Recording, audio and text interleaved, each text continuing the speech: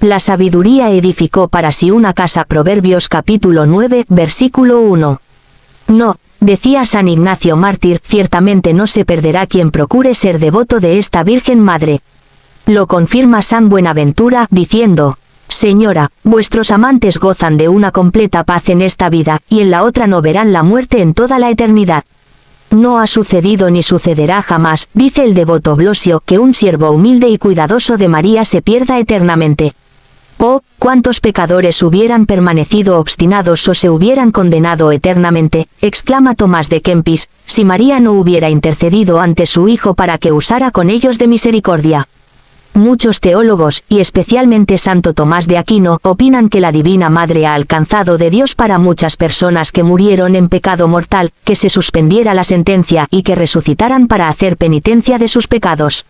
De esto se hallan muchos ejemplos fidedignos en diversos autores. Entre ellos, Flodoardo, que vivió hacia el siglo IX, refiere en su crónica que un diácono llamado Adelmano, al que ya se tenía por muerto y se preparaba para ser sepultado, resucitó y contó que había visto el lugar del infierno que se le había asignado, pero que, por los ruegos de la bienaventurada Virgen, había sido devuelto al mundo para hacer penitencia.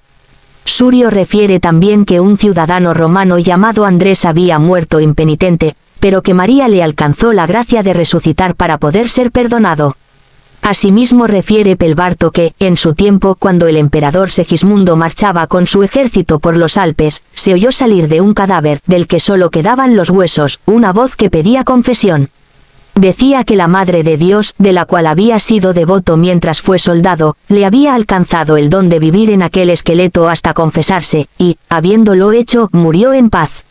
Estos y otros ejemplos no deben servir para animar a los temerarios que quieran vivir en pecado con la esperanza de que María los librará del infierno, aun cuando mueran en estado de culpa.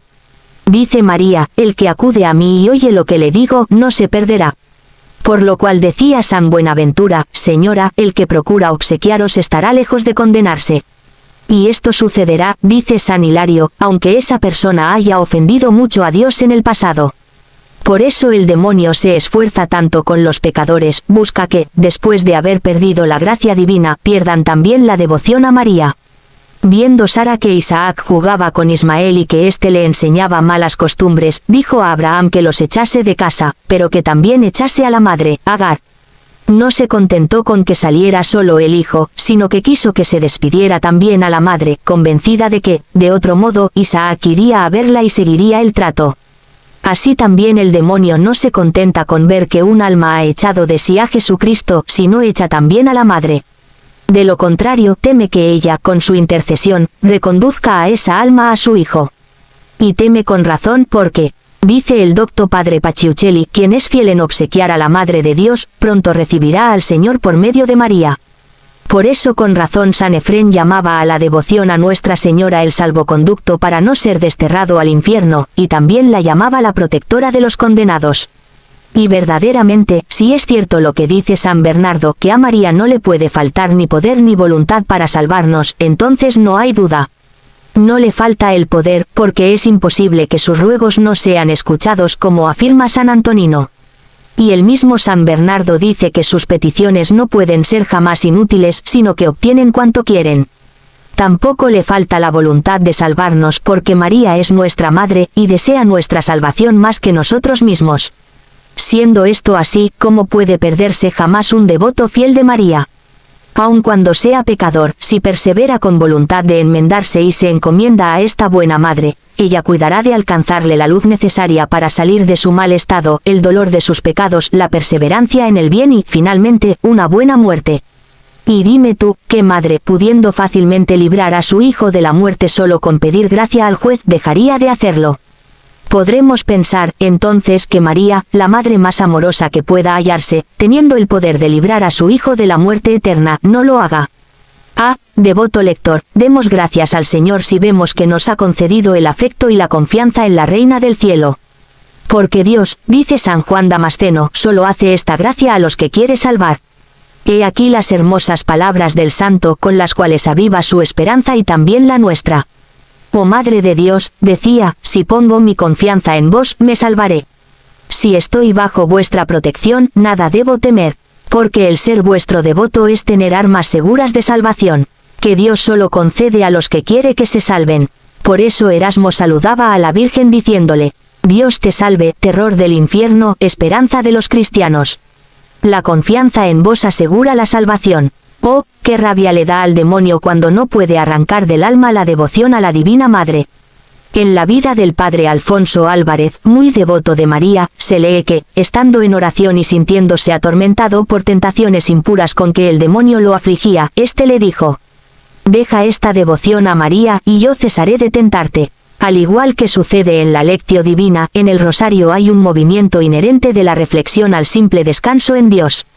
Imagínate te dedicas media hora al rosario cada día. Supón que mientras reflexionas sobre los misterios, sientes una atracción interior a guardar silencio en presencia de Nuestra Señora y asimilar únicamente la dulzura de su presencia con tu espíritu interior. El camino hacia la contemplación es ir más allá de las oraciones vocales y más allá de la reflexión cuando sientes la atracción de guardar silencio. Este es el momento en que deberías sentirte libre para dejar de decir las oraciones vocales y seguir la atracción de quedarte callado, porque tanto las oraciones vocales como la meditación discursiva están destinadas a conducirnos gradualmente a ese lugar secreto y sagrado. Este es su único propósito. Muchos no lo comprenden y piensan que tienen que rezar un número determinado de misterios o un número determinado de oraciones. Este no es el propósito del rosario. Cuando pasa la sensación de descansar en Dios, puedes volver a tu recitación del rosario donde lo dejaste. Si no tienes tiempo para ello, no importa. No hay ninguna obligación de terminar nada. En realidad la compulsión de completar un cierto número de oraciones vocales dificulta la espontaneidad en la oración contemplativa. Es necesaria la libertad interior para seguir el movimiento del espíritu tanto en nuestras reflexiones como en nuestra relación con la comunicación silenciosa. Todo el propósito del rosario es conducir a esta experiencia profunda de Nuestra Señora, que junto con Jesús infunde el Espíritu en nosotros. Lo que importa es la calidad de la oración y no tanto la cantidad. El desarrollo de la fe y del amor es el fruto de la reflexión de los misterios del rosario y, especialmente, del descanso en ellos. La contemplación de María es ante todo un recordar. Conviene sin embargo entender esta palabra en el sentido bíblico de la memoria Zacar que actualiza las obras realizadas por Dios en la historia de la salvación. La Biblia es narración de acontecimientos salvíficos que tienen su culmen en el propio Cristo. Estos acontecimientos no son solamente un ayer, son también el hoy de la salvación. Esta actualización se realiza en particular en la liturgia. Lo que Dios ha llevado a cabo hace siglos no concierne solamente a los testigos directos de los acontecimientos, sino que alcanza con su gracia a los hombres de cada época. Esto vale también, en cierto modo, para toda consideración piadosa de aquellos acontecimientos. Hacer memoria de ellos en actitud de fe y amor significa abrirse a la gracia que Cristo nos ha alcanzado con sus misterios de vida, muerte y resurrección. En el recorrido espiritual del rosario, basado en la contemplación incesante del rostro de Cristo en compañía de María, este exigente ideal de configuración con él se consigue a través de una asiduidad que pudiéramos decir, amistosa.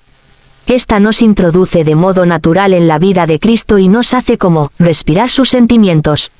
Acerca de esto dice el beato Bartolomé Longo: como dos amigos, frecuentándose, suelen parecerse también en las costumbres, así nosotros, conversando familiarmente con Jesús y la Virgen, al meditar los misterios del rosario, y formando juntos una misma vida de comunión, podemos llegar a ser, en la medida de nuestra pequeñez, parecidos a ellos y aprender de estos eminentes ejemplos el vivir humilde, pobre, escondido, paciente y perfecto. Además, mediante este proceso de configuración con Cristo, en el rosario nos encomendamos en particular a la acción materna de la Virgen Santa. Ella, que es la Madre de Cristo y a la vez miembro de la Iglesia como miembro supereminente y completamente singular, es al mismo tiempo Madre de la Iglesia. Como tal, engendra continuamente hijos para el cuerpo místico del Hijo. Lo hace mediante su intercesión, implorando para ellos la efusión inagotable del Espíritu. Ella es el icono perfecto de la maternidad de la Iglesia. El rosario nos transporta místicamente junto a María, dedicada a seguir el crecimiento humano de Cristo en la casa de Nazaret.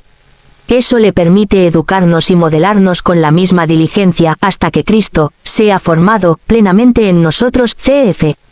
Ga 4,19. Esta acción de María, basada totalmente en la de Cristo y subordinada radicalmente a ella, favorece y de ninguna manera impide la unión inmediata de los creyentes con Cristo. Es el principio iluminador expresado por el Concilio Vaticano II que tan intensamente he experimentado en mi vida, haciendo de él la base de mi lema episcopal, Totus Tuus. 21. Un lema, como es sabido, inspirado en la doctrina de San Luis María Grignon de Montfort, que explicó así el papel de María en el proceso de configuración de cada uno de nosotros con Cristo, como quiera que toda nuestra perfección consiste en el ser conformes, unidos y consagrados a Jesucristo. La más perfecta de las devociones es, sin duda alguna, la que nos conforma, nos une y nos consagra lo más perfectamente posible a Jesucristo. Ahora bien, siendo María, de todas las criaturas, la más conforme a Jesucristo, se sigue que, de todas las devociones, la que más consagra y conforma un alma a Jesucristo es la devoción a María, su Santísima Madre, y que cuanto más consagrada esté un alma a la Santísima Virgen, tanto más lo estará a Jesucristo. 22. De verdad, en el rosario el camino de Cristo y el de María se encuentran profundamente unidos. María no vive más que en Cristo y en función de Cristo. El rosario es también un itinerario de anuncio y de profundización, en el que el misterio de Cristo es presentado continuamente en los diversos aspectos de la experiencia cristiana. Es una presentación orante y contemplativa que trata de modelar al cristiano según el corazón de Cristo. Efectivamente, si en el rezo del rosario se valoran adecuadamente todos sus elementos para una meditación eficaz, se da, especialmente en la celebración comunitaria en las parroquias y los santuarios, una significativa oportunidad catequética que los pastores deben saber aprovechar. La Virgen del Rosario continúa también de este modo su obra de anunciar a Cristo. La historia del rosario muestra cómo esta oración ha sido utilizada especialmente por los dominicos, en un momento difícil para la Iglesia a causa de la difusión de la herejía. Hoy estamos ante nuevos desafíos. ¿Por qué no volver a tomar en la mano las cuentas del rosario con la fe de quienes nos han precedido? El rosario conserva toda su fuerza y sigue siendo un recurso importante en el bagaje pastoral de todo buen evangelizador.